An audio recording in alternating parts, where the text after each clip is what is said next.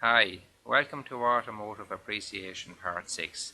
In this course we cover the Ackerman steering, caster, tow and camber, power assisted steering, suspension systems, springs and dampers, double wishbone and McPherson strut.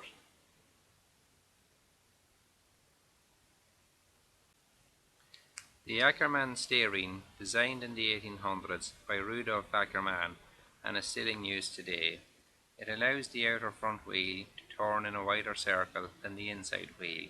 The steering wheel is connected to the rack and pinion, which moves the wheels via the track rods. The track rod is connected to the wheel with the steering arm.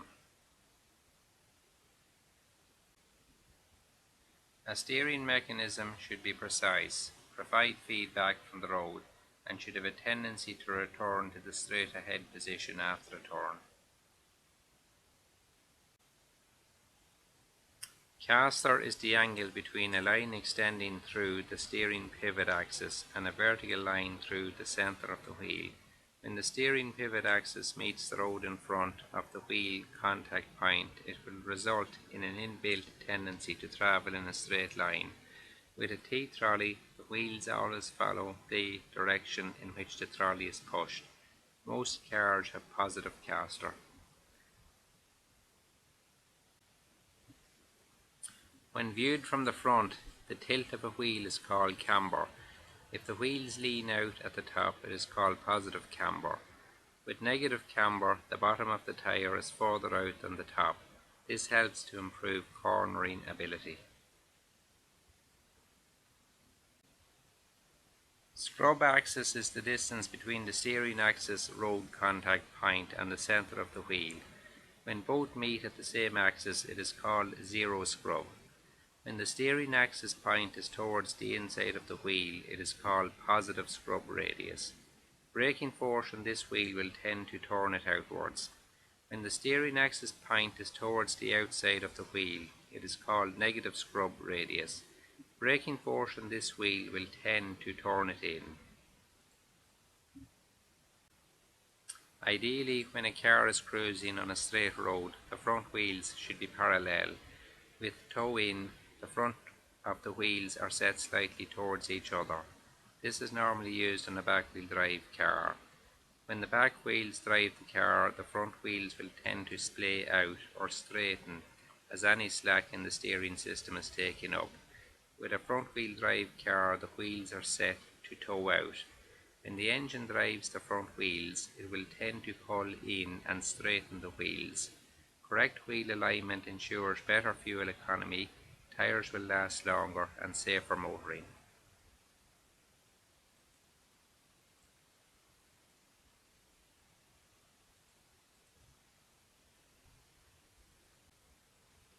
With a hydraulic power steering, the hydraulic pump is driven by the engine and the power steering oil is directed to the actuator via the rotary control valve and hoses. When the steering is at rest, the fluid exerts an equal pressure on both sides of the piston. When the steering wheel is turned, a torsion bar connected to a rotary valve diverts more oil to one side of the piston, providing assistance in that direction. Early power steering systems were belt driven by the engine, with the pump speed proportional to engine speed. Often this results in the high pump speed when it is not required. It also reduces the power available for the driven wheels. With an electro-hydraulic system, an electrical motor is used to drive the hydraulic pump. When the pump is not required, the motor is switched off, saving power consumption.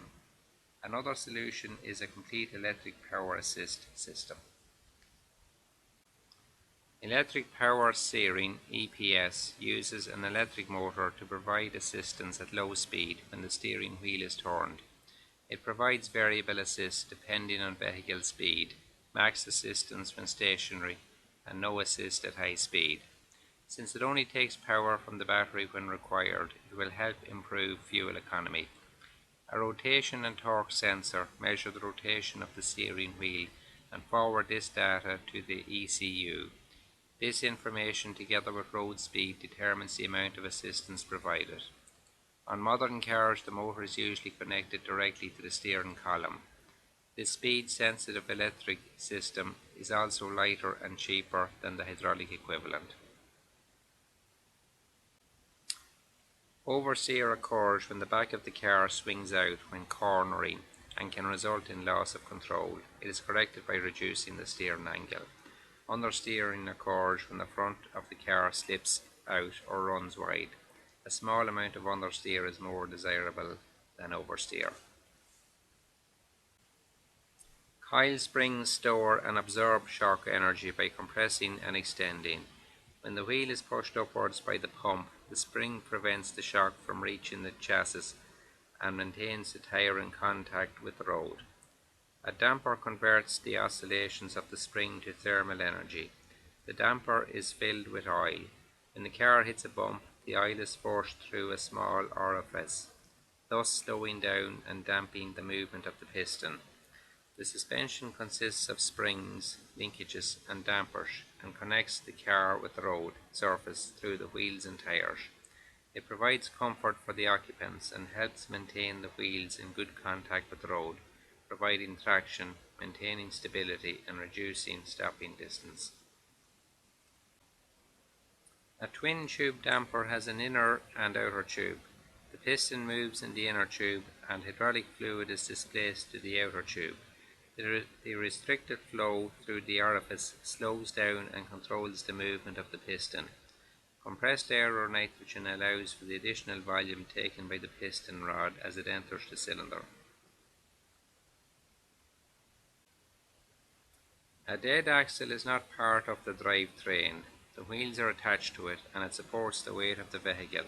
A live axle also drives the wheels and includes the differential. Leaf springs are made from layers of spring steel and are generally used on trucks. A panhard rod is allowed to pivot at both ends. One end is attached to the car structure and the other to the axle. As the axle moves up and down, the panhard rod prevents lateral movement. They are common on trucks. With an independent rear suspension, there is no axle between the wheels. The wheels can move independently of each other. Examples include trailing and semi-trailing arm. With a trailing arm, each rear wheel is supported by an arm hinged to the structure of the car. There is no change in camber as the wheel moves up and down. With semi-trailing arm, the mounting point of the car structure is offset at an angle. This allows the designer to alter the alignment and camber as the wheel travels over bumps. An unsprung mass or unsprung weight is the mass of suspension components attached to the wheels. Ideally, the unsprung mass should be as small as possible compared to the sprung vehicle mass. A dead axle or rigid beam axle uses a single piece of metal sprung beneath the vehicle, which the wheels are attached to. It has high unsprung weight.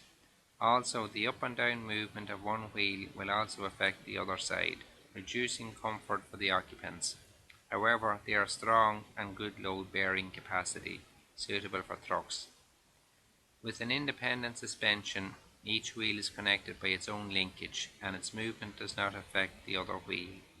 An independent suspension has less unsprung weight and allows the wheels to move independently of each other. A double wishbone suspension has two wishbone-shaped links attached to the car at the wide end, and the narrow end is connected to swivel members which have the stub axle and wheel.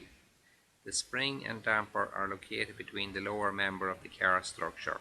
In most cars, the wishbones are not of equal length or parallel. This system is expensive to manufacture but gives good stability to the wheel. They are often used on racing cars. The wishbones can be designed to alter the camber of the wheel as the suspension is deflected. Negative camber provides better stability as the car corners. The McPherson strut has a telescopic strut anchored at the top by a flexible rubber mounting. The top mounting includes a bearing which allows the complete strut to swivel and steer the car. The transverse link is connected to the strut with ball joint. To absorb road shocks, a coil spring surrounds the strut, which also contains a damper. The McPherson strut is mechanically simple, takes up less space, allows more space for the engine and occupants. It also has low unsprung weight.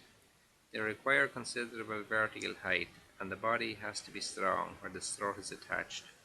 A CV joint or constant velocity joint allows connection from the drive shaft to the wheel. It allows movement in all directions and is covered by a rubber boot to prevent ingress of dirt. When a car corners, the body tends to roll or sway. In this demo, we have omitted the springs and dampers for clarity.